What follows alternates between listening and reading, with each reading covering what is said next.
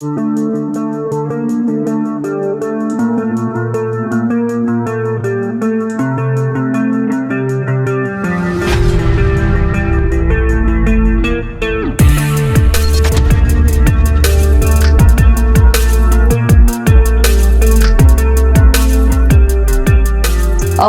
hello. Welcome back to CD2 Fun Facts.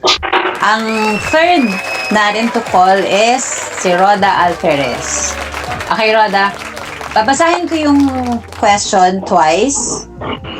Ayan, so pakinggan mo lang mabuti.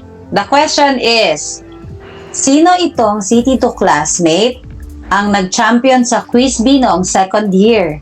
Ngunit naging dahilan ng pagkatalo ng kanyang team sa volleyball at basketball noong 3rd and 4th year high school.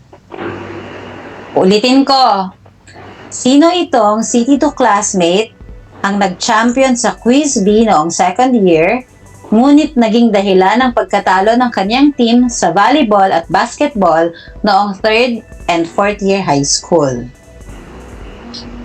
Ang choices mo ay number 1, Romel Rustia.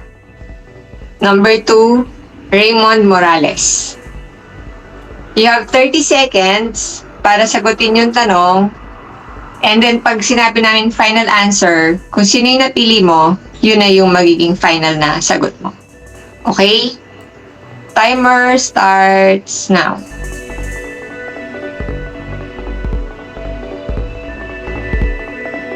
Mga player to. Ang gagwapo, no? Oo nga eh. Kaya lang, hindi ko sila nakaklase ng third year, fourth year eh.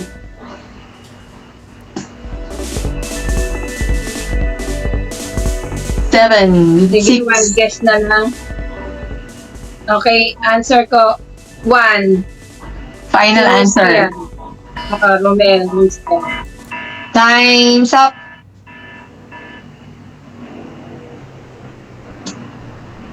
Okay, ang tamang sagot ay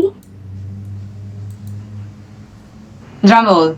That was Ay si number 1, Romel Rustia. Yehey! At dahil dyan, Roda, Congratulations! nanalo ka ng 200 pesos na ipapadala sa Gcash mo. Sige, thank you. Congrats! Kukunin na namin ni Cindy yung yung number mo para ma-transfer. Paki-PM na lang sa akin. Oo. Okay, thank you. Congrats! Merry Christmas! Merry Christmas! Happy New Year! Happy New Year agad. Advance.